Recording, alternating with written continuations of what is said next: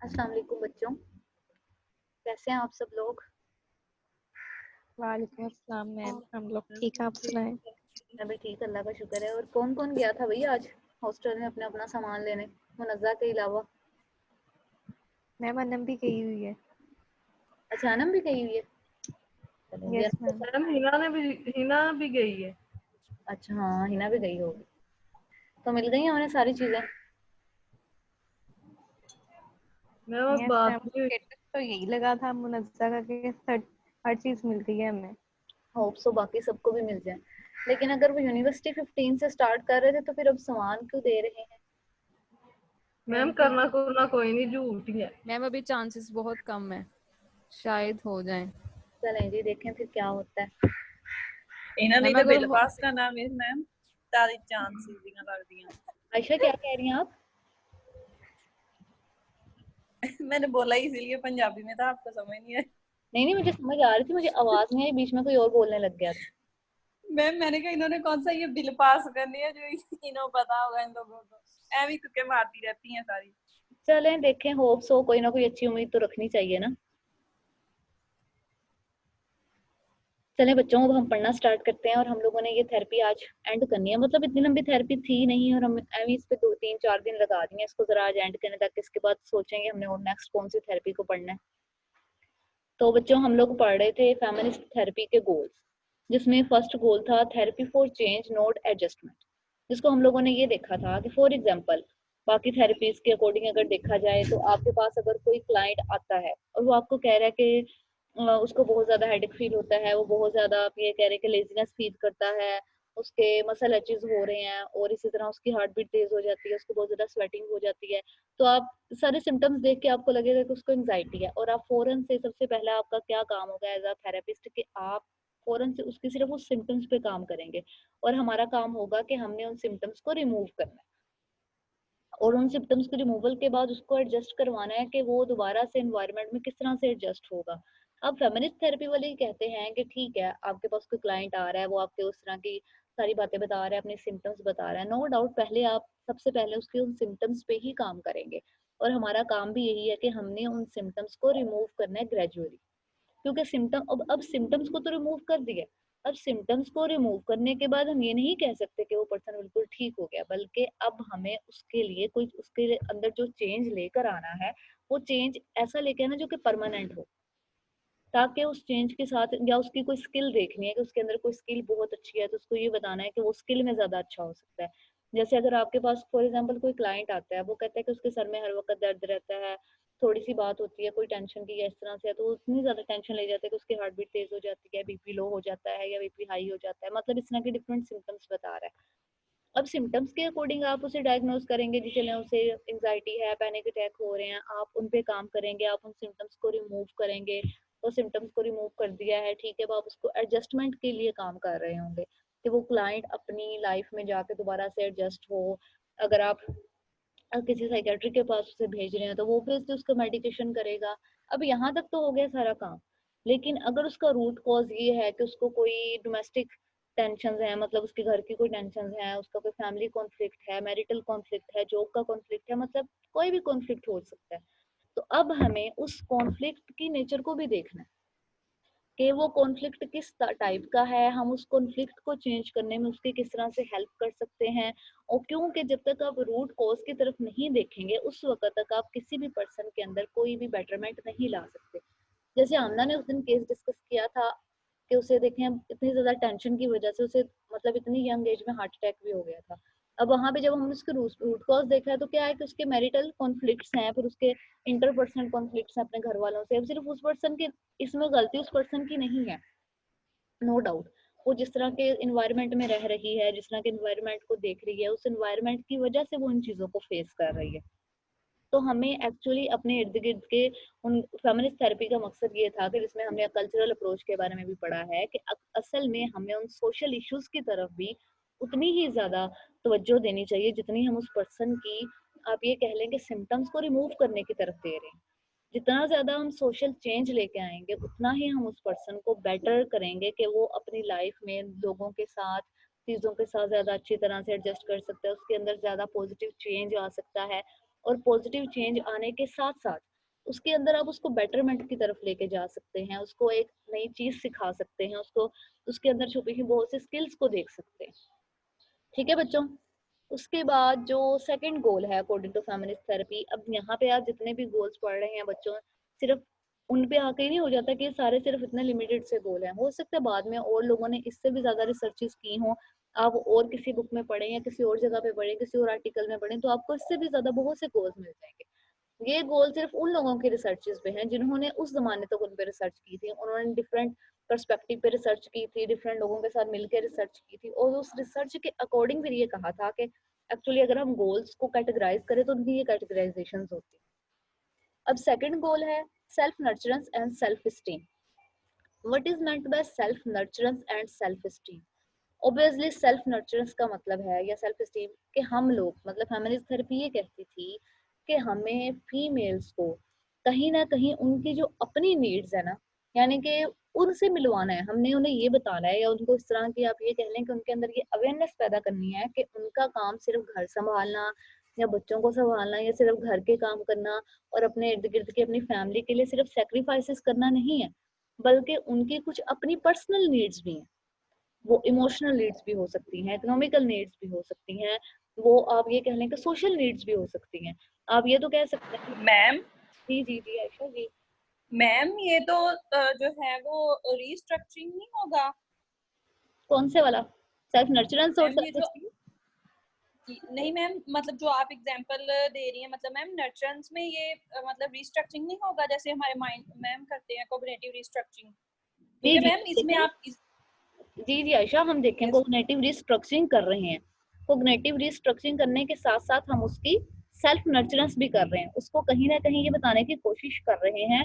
Cognitive restructuring में सबसे पहले तो हमने उसके थॉट चेंज करना स्टार्ट किया ना, कि आपकी अपनी कुछ नीड्स हैं, वो आपकी इमोशनल नीड्स भी हैं, सोशल नीड्स भी हो सकती हैं, और बहुत सी नीड्स भी हो सकती हैं। अब उन नीड्स के बाद जब आप उन नीड्स को देख लेते हैं, आपको पता चल जाता है, अब आहिस्ता आहिस्ता आपने उन नीड्स को फुलफिल कैसे करना है। जब फीमेल्स उन नीड्स को पहचानने के बाद उनको फुलफिल कर रही होती हैं, तो इसका मतलब है तब वो सेल्फ नर्चरेंस कर रही होती है। समझ आइए बच्चों? यस मैम हो गया। हो गया ठीक है क्लियर? मैम। अब देखें, आपने एक पर्सन को बताया है कि ठीक है आपकी सिर्फ ये नीड नहीं है, या आपका काम सिर्फ इस तरह का नहीं है कि आपने सिर्फ इन कामों के अंदर लगे रहना है कि आपने घर संभालना है, जैसा कि उस वक्त यूरोपियन कल्चर्स में भी कहा जाता था, या हमारे कल्चर में भी अब से कोई 5-6 साल पहले ज्यादातर ये बातें कही जाती हैं। लेकिन अब आहिस्ता आहिस्ता कल्चर हमारा भी चेंज होने लग गया, क्योंकि अब आप देखें ना, बच्चों के इकोनॉमिकल इशू बहुत ज्यादा आते हैं। अब वो सिस्टम या वो जमाना नहीं रहा कि घर का सिर्फ एक बंदा कमा रहा है और 5-7 खाने वाले लोग हैं।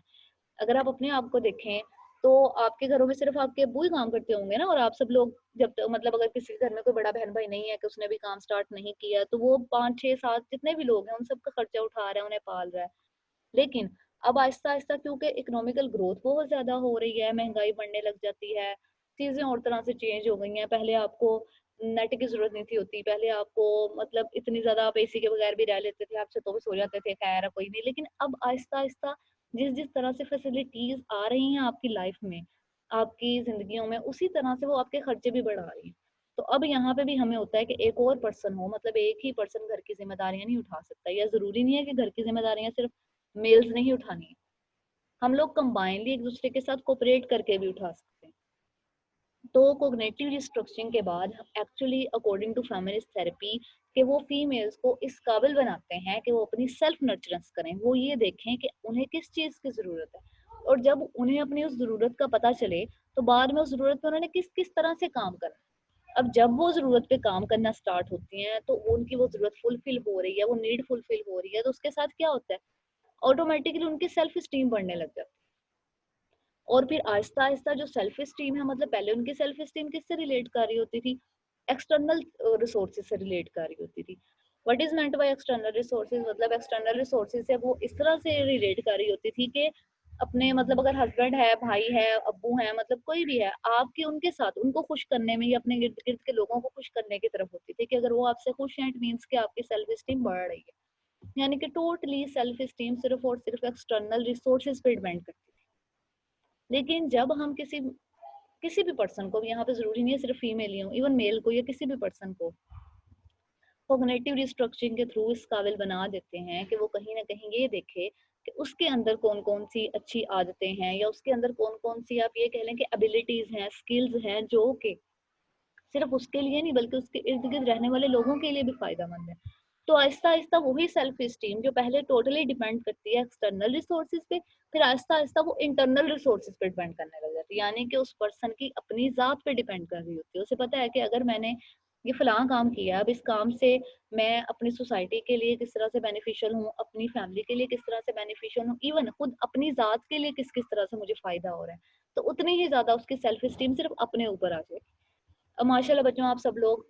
एक तरह से अकॉर्डिंग टू मतलब अपनी एजुकेशन के थ्रू आपको लग रहा होता है या आपकी थोड़ी सेल्फ स्टीम ज्यादा होती है कि एटलीस्ट आपको अगर लाइफ में कभी भी किसी मुश्किल का सामना करना पड़ा तो आप कर सकते हैं, आपके पास एजुकेशन है, आपके पास कॉन्फिडेंस है, आप चीज़ों को फेस कर सकते हैं। आपने मतलब बहुत से चेंजेस देखी हुई हैं और बहुत सी चीज़ों को करीब से देखा है, मतलब यूनिवर्सिटी जाके बहुत सी चीज़ों को आप लोग देखते हैं, समझते हैं, आहिस्ता आहिस्ता समझ रहे होते हैं। तो आपकी सेल्फ स्टीम जो है वो टोटली दूसरों पर डिपेंड नहीं कर रही होती, आपकी सेल्फ स्टीम अपने ऊपर डिपेंड करती है। आपको पता है कि अगर ऐसा कोई मौका आया कि आपको कुछ करने की जरूरत पड़ी अपने घर वालों के लिए तो आप इजीली कर सकें। तो मैम फेमिनिस्ट कहीं ना कहीं हमें एहसास होता है ये कि मतलब हमारे अंदर पोटेंशियल है। जी, हमें मतलब अपनी पता होता है कि हमारे अंदर क्या पोटेंशियल है, हम क्या काम कर सकते हैं। अब आप में से बहुत से लोग हैं जिन्हें पता है कि वो अच्छे साइकोलॉजिस्ट नहीं बन सकते, बट हो सकता है वो बहुत अच्छे टीचर या बहुत अच्छे प्रोफेसर बन सके। मतलब वो लोगों को गाइड बहुत अच्छा कर सकते हैं, उन्हें चीज़ों को समझा बहुत अच्छा सकते हैं। इसी तरह बहुत से लोग होंगे जो कि साइकोलॉजिस्ट बहुत अच्छे बन सकते हैं, लेकिन वो किसी भी जगह पे जाके बच्चों को अच्छा नहीं पढ़ा सकते, क्यों? क्योंकि उनका इंटरेस्ट नहीं है उसमें। इसी तरह बहुत से होंगे जो कि रिसर्च में बहुत ज्यादा अच्छे होंगे, और जब आपको पता होता है कि आप फलां चीज में अच्छे हैं या ये आपकी एक स्ट्रेंथ है, तो वो स्ट्रेंथ अल्टीमेटली आपकी सेल्फ स्टीम को बूस्ट अप कर रही होती है। क्लियर है बच्चों? तो यस फेमिनिस्ट मैम। थेरेपी का एक गोल तो ये था कि हमने वेमन की सेल्फ नर्चरेंस करनी है और सेल्फ स्टीम को उनकी को ज्यादा बूस्ट अप करना है। अब third goal according to different researches जो बताया जाता है वो है बच्चों balancing the instrumental and relational strength. अब इंस्ट्रूमेंटल और रिलेशनल स्ट्रेंथ होती है, अगर इसका ये देखा जाए कि हम लोगों को किसी को भी कहें कि इसमें ये है कि इंस्ट्रूमेंटल स्ट्रेंथ होती है कि हमारा, जैसे अब आपको पता चल गया सेल्फ नर्चरेंस के थ्रू कि आपके अंदर ये एबिलिटीज हैं, आप ये काम अकेले इंडिपेंडेंटली कर सकते हैं, आप इन चीज़ों या ये काम करने के लिए इन स्ट्रेंथ्स के लिए आपको किसी के सहारे की ज़रूरत नहीं है या आपको किसी की तरफ देखने की ज़रूरत नहीं है। तो उतनी ही ज़्यादा आप इंस्ट्रूमेंटल पावर या इंस्ट्रूमेंटल स्ट्रेंथ आपके अंदर ज़्यादा हो जाती है, आप अपनी मर्जी से बहुत से डिसीजन ले सकते हैं, उसमें आपको किसी और की हेल्प की जरूरत नहीं होती, आपको किसी और की आप ये कह लेंगे अप्रूवल की जरूरत नहीं होती, आपको बल्कि पता भी होता है कि आप ये काम जो कर रहे हैं वो ठीक कर रहे हैं। अगर आप फॉर एग्जांपल जॉब कर रहे हैं, आपके ये जॉब नहीं कर रहे, छोटी मोटी जॉब कर रहे हैं, किसी तरह भी हैं आपके पास थोड़े से पैसे आ रहे हैं, चलें अगर आपको पता है कि अब आप एक वही मतलब चलें लड़कियों वाली एग्जाम्पल ही दे देते हैं कि फलां ब्रांड का सूट है, या लड़के हैं जी अगर फलां मोबाइल चाहिए उन्हें, तो पहले घर वाले अगर नहीं लेकर दे सकते थे, क्योंकि ऑब्वियसली बच्चों घर में सिर्फ एक पर्सन को नहीं देखा जाता, सबको कलेक्टिवली देखा जाता है, सब बहन भाइयों को देखा जाता है। तो वहां पे आपकी बहुत सी नीड्स हैं जो कि ओबियसली पेरेंट्स नहीं भी फुलफिल कर सकते। अब वो फुलफिल सिर्फ इसीलिए नहीं कर रहे होते कि उनको कोई इकोनॉमिकल इश्यूज हैं, बल्कि वहां पे और बहुत से इश्यूज होते हैं कि अगर आप वो आपको लेकर देंगे, हो सकता है किसी और बहन भाई को जिसको अभी जरूरत भी नहीं है वो भी उसी जिद में आकर लेने की ट्राई करे। तो आपके हमारे पेरेंट्स हमारी बहुत सी बातों को सिर्फ इस वजह से नहीं फुलफिल कर रहे होते, कहीं ना कहीं वो हमें सिखा भी रहे होते हैं, और वहीं पे हम इंडिपेंडेंस भी सीख रहे होते हैं। अब आपके पास पैसे हैं और आप चाह रहे हैं कि आप फलां इतना महंगा मोबाइल लें, अब अगर वो मोबाइल आप अपनी मर्जी से जा रहे हैं और लेकर आ रहे हैं, ठीक है उसमें नो डाउट आपने ले लिया, लेकिन वो आपकी इंस्ट्रूमेंटल पावर तो ज्यादा हो गई है। लेकिन अब वहां पे हो सकता है आपकी जो रिलेशनल स्ट्रेंथ है ना, यानी कि जो आपके इर्द गिर्द पाए जाने वाले आपके रिलेशन हैं, हो सकता है उसमें थोड़ी सी कमी आ जाए। अब उसमें कमी कैसे आ सकती है? हो सकता है भाई नाराज हो जाए, क्योंकि अभी तक हमारी सोसाइटी में फिर भी कहीं ना कहीं बहुत सी चीजें हैं जो कि आप ये कह लेंगे हमारे बहन भाई भाई या पेरेंट जितना भी पढ़ लिख जाएं या कुछ भी है, कुछ चीजों में उनकी ईगो जो है वो हर्ट हो जाती है कि ये काम अगर आपने कर लिया खुद से क्यों कर लिया। अगर आप कहें कि मैंने मोबाइल लेना है और मैं खुद ही जा रही हूँ दोस्तों के साथ मोबाइल लेना, हो सकता है उन्हें अच्छा ना लगे, लेकिन अब इसके बाद अगर आप अब यहाँ पे क्या है, इंस्ट्रूमेंटल स्ट्रेंथ आपकी ज्यादा हो गई है लेकिन रिलेशनल स्ट्रेंथ कम हो गई है। अब अगर आप इन दोनों को बैलेंस कैसे करेंगे? आप हो सकता है आपके पास अपने पैसे हैं, ठीक है, आप ये चीज लेना चाह रहे हैं, अब आप सबको साथ अगर लेके चल रहे हैं मतलब कि कोऑपरेट कर रहे हैं सबके साथ। आपने अम्मी को भी बताया कि मैंने ये लेना है, आपने उनसे जरा राय भी ले लिया कि मुझे, और राय लेने के साथ साथ आपने उन्हें किसी ना किसी तरह से उस तरफ कर भी दिया है कि आप ये कह रहे हैं कि जी आपको जरूरत है, आपको यूनिवर्सिटी में इसकी जरूरत होती है और बहुत सी फीचर्स हैं वो दूसरे मोबाइल में नहीं है, अब इसमें नहीं है और अब हमने पढ़ना है, या इस तरह की बहुत सी बातें। फिर आप साथ ये भी बता रहे हैं कि मैंने पैसे इकट्ठे किए थे तो मैं अपने पैसों का ले रही हूँ। फिर आप साथ अब भाई को भी मिला लेते हैं कि वो आपको ला के दे दे, इस तरह का हो, वो खुद जाके ले, खुद चेक कर ले। अब यहाँ पे क्या है, आप जब सबको साथ लेकर चल रहे हैं तो कहीं ना कहीं उन सब की जो आप ये कह सकते हैं बच्चों के, उनकी जो स्ट्रेंथ है या उनका आपके साथ रिलेशन है वो स्ट्रॉन्ग होता है। अब यहाँ पे क्या हो रहा है, मर्जी आपकी हो रही है, डिसीजन आपका है, लेकिन इस डिसीजन में क्योंकि आपने कलेक्टिवली दूसरों को मिलाया साथ है, तो इसीलिए यहाँ पे आपकी इंस्ट्रूमेंटल और रिलेशनल स्ट्रेंथ ज्यादा होती है। अब जब इंस्ट्रूमेंटल और रेशनल स्ट्रेंथ ज्यादा होती है ना, तो आहिस्ता आहिस्ता बच्चों आप ज्यादा कॉन्फिडेंस फील कर रहे हैं। अब अगर आप जा रहे हैं कि जी आपने जॉब करनी है, अब आपने घर में किसी को नहीं बताया, बस आपको जॉब मिल गई और आप जॉब पे जाने से एक दिन पहले सबको बता रहे हैं जी मैंने कल जॉब पे जाना है, तो वहां पे सबको ये बात बुरी लगेगी, अच्छा नहीं लगेगा, हमारे कल्चर के अकॉर्डिंग भी नहीं अच्छा लगेगा कुछ। और आप देख हमारे कल्चर के अकॉर्डिंग, क्योंकि हमारा कल्चर ऐसा है नहीं है बच्चों, और इस तरह की बातें हमें सिखाई भी नहीं गई। अब यही कल्चर सिर्फ यहाँ पे नहीं है ऐसा, क्योंकि अब आप जब बुक्स पढ़ रहे होंगे ये, तो ये हमारे कल्चर के अकॉर्डिंग नहीं है, लेकिन वेस्ट में भी कभी भी ये कल्चर उनके लिए प्लेयरेबल नहीं था। लेकिन क्योंकि चेंजेस इतनी ड्रास्टिकली आई हैं या इतनी तेजी से चेंजेस ने आना स्टार्ट किया है कि वो लोग उस कल्चर के अगेंस्ट कुछ कर नहीं पाए।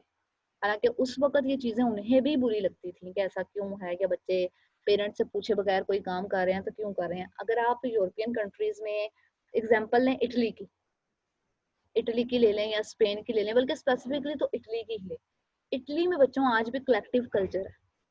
हालांकि वो यूरोप का एक कंट्री है और उनकी बहुत सी पॉलिसीज को वो फॉलो करता है, सब कुछ देखता है, लेकिन वहाँ पे अभी भी कलेक्टिव अप्रोच होती है।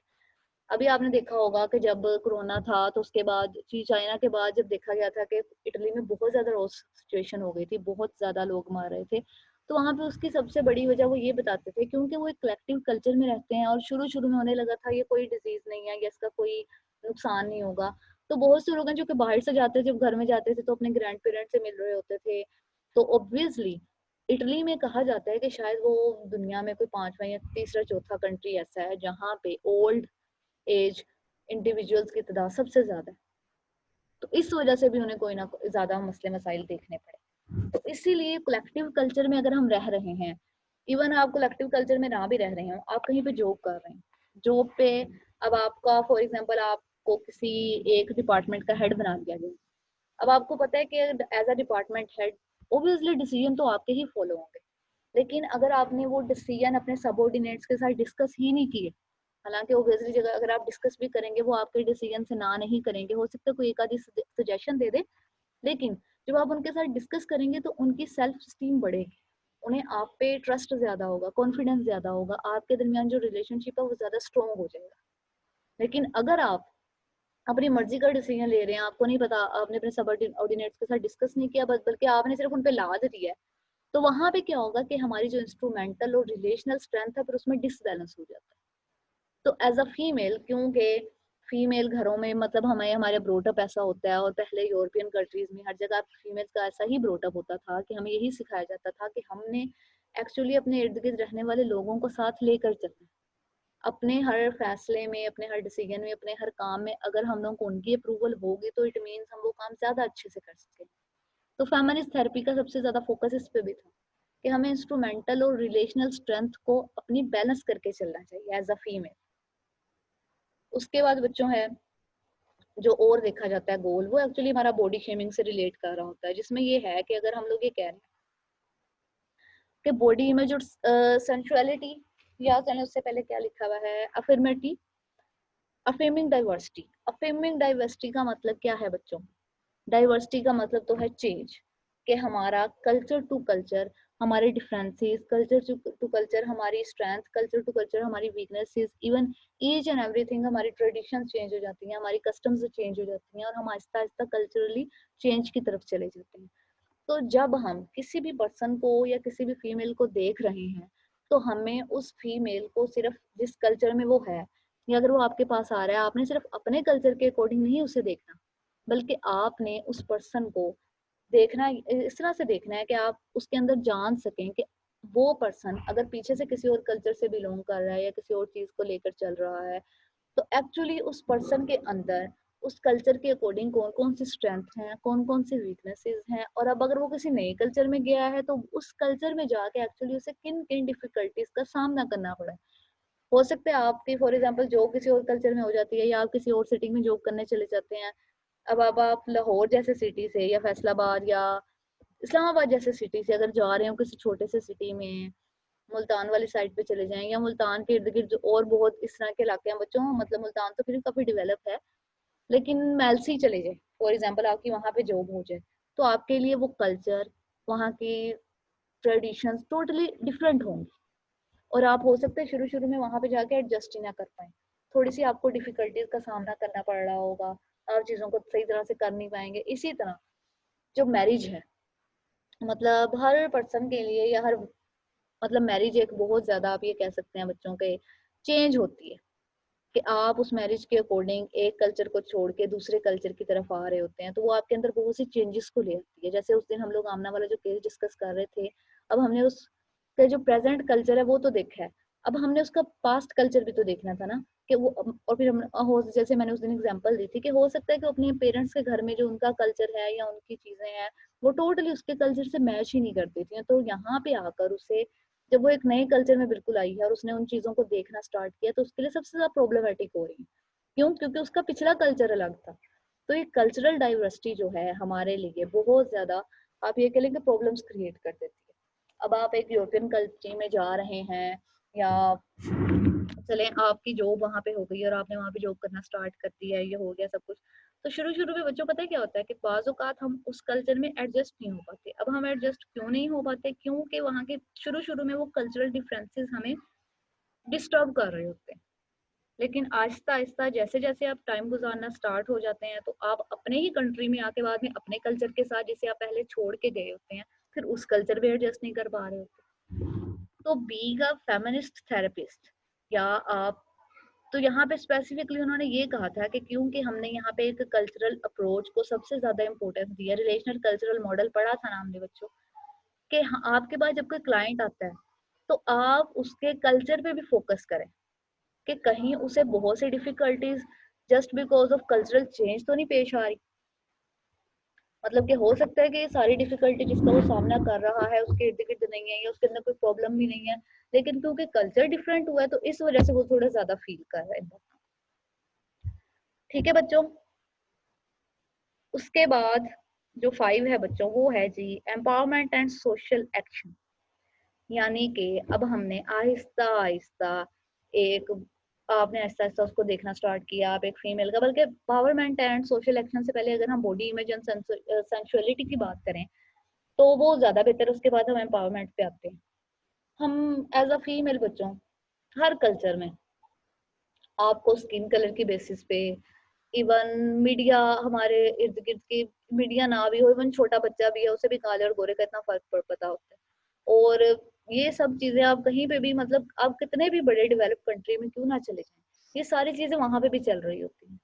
आपकी जो फिजिकल अट्रैक्टिवनेस है, मतलब फीमेल्स की स्पेसिफिकली, उस पर थोड़ा ज्यादा सोसाइटी जोर देती है, और कहीं ना कहीं फिजिकल अट्रैक्टिवनेस का ये प्रेशर जो है वो फीमेल्स के लिए बहुत से मौकों पे, बल्कि बहुत से मौकों पे क्या थ्रू आउट द लाइफ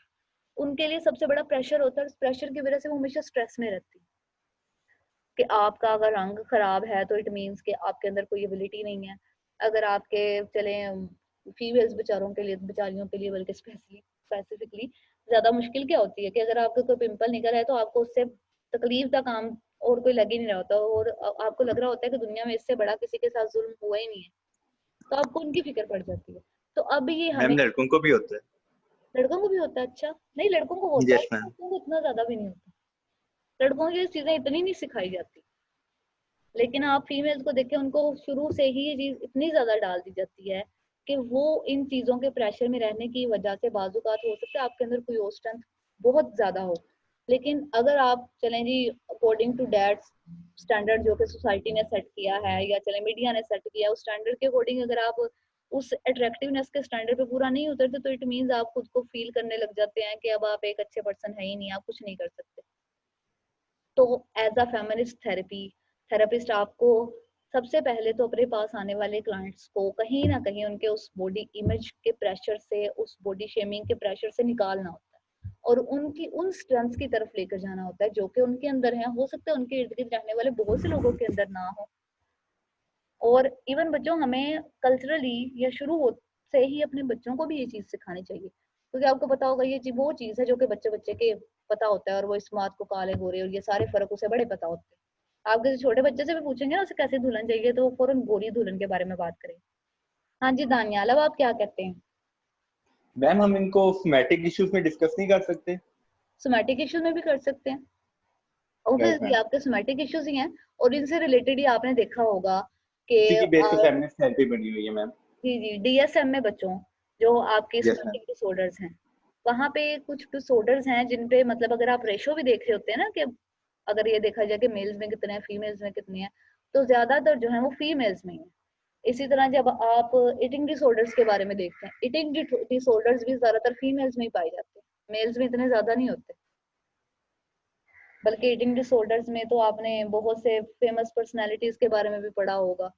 वो उन ईटिंग डिसऑर्डर्स को बहुत ज्यादा मतलब डियाना के बारे में आपको पता होगा, पता नहीं उन्हें बुलिमिया नर्वोसिया था या बिंज ईटिंग था, मुझे पता नहीं है लेकिन कुछ था। मैम उनको जो डिसऑर्डर था कि वो चोरियां करती थी, सामान उठा लेती थी। Lady Diana? Yes ma'am. मुझे उस डिसऑर्डर के बारे में नहीं पता, मैं उनकी ईटिंग लेडी डियाना ने लेडी गागा की बात कर रहा हूँ मैं। नहीं, लेडी गागा की नहीं मैं बात करी, मैं डियाना की बात कर रही हूँ कि उन्हें ईटिंग डिसऑर्डर्स था। तो मैं ये कह रही हूँ मैम फॉर एग्जांपल कि आप जब डीएसएम पढ़ रहे होते हैं तो डीएसएम में जो हमारे सोमैटिक डिसऑर्डर्स हैं तो और जो ईटिंग डिसऑर्डर्स हैं, तो बहुत से सोमैटिक डिसऑर्डर्स और ईटिंग डिसऑर्डर्स ऐसे हैं जिनकी रेशो फीमेल्स में ज्यादा है एज कंपेयर टू मैन। अब इस तरह बच्चों अगर हम लास्ट अब ये सारी वन बाय वन आपने इन सब चीजों पे काम करना स्टार्ट कर दिया है, तो last and the most important मतलब अगर आप ये सारे आहिस्ता आहिस्ता गोल्स अचीव करते जा रहे हैं अपने क्लाइंट के साथ, तो लास्ट पे जो सबसे इम्पोर्टेंट गोल है एम्पावरमेंट एंड सोशल एक्शन, कि अब आपने यस मैम। जी एक्सक्यूज मैम। जी जी मैम उन्हें एगोराफोबिया था। अगोराफोबिया था किन्हें? यस मैम, लेडी गागा को मैम, वो चीजें कलेक्ट करती थी। अगोराफोबिया था, लेकिन आप देखें फिर भी वो इतनी फेमस थी, इसका मतलब है कि उन्होंने किसी ना किसी तरह अपने उस फोबिया पे काबू तो पाया था ना। बट मैम वो काफी प्रोमिनेंट हो चुका था। आपने बच्चों मतलब अगर आप वेस्ट कल्चर की बात करें ना तो वहाँ मैम पे डिसऑर्डर्स एज कम्पेयर टू हमारे कल्चर थोड़े ज्यादा है। हमारे कल्चर में डिसऑर्डर चले, एक तो हम ये कह सकते हैं कि हमारे कल्चर में उन डिसऑर्डर्स को बताया नहीं जाता या रिपोर्ट नहीं किया जाता, या हम लोग लोगों के सामने उन बातों को लाना नहीं चाह रहे होते। ठीक है, अगर हम ला भी लें या उस चीज को भी देखें तो उसके बाद हमारा कलेक्टिव कल्चर है और रिलीजन की वजह से भी कि हम बहुत सी चीजों को कहीं ना बेशक हम लोग जबरदस्ती सिपारा पढ़ने जाते हैं, छोटे बच्चे मतलब छोटे बच्चों को तो इतना पता नहीं होता ना, या जबरदस्ती नमाज पढ़ने चले जाते हैं या जुमा पढ़ने चले जाते हैं, या हम लोग टीवी पे चले रमजान में ही कुछ दर्स सुन लेते हैं या कुछ कर लेते हैं। लेकिन फिर भी इन सब के सुनने की वजह से भी कहीं ना कहीं हम इंटरनली एक स्ट्रॉन्ग पर्सन होते हैं, तो हम अपनी बहुत सी स्ट्रेसेस को जो हमारी डेली लाइफ से रिलेटेड हैं उन पे किसी ना किसी तरह से ओवरकम कर लेते हैं। जैसे आप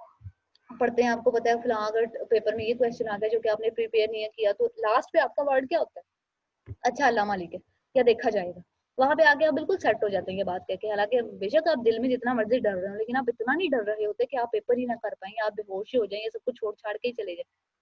जी जी दानियाल, आप क्या कह रहे थे, बोले।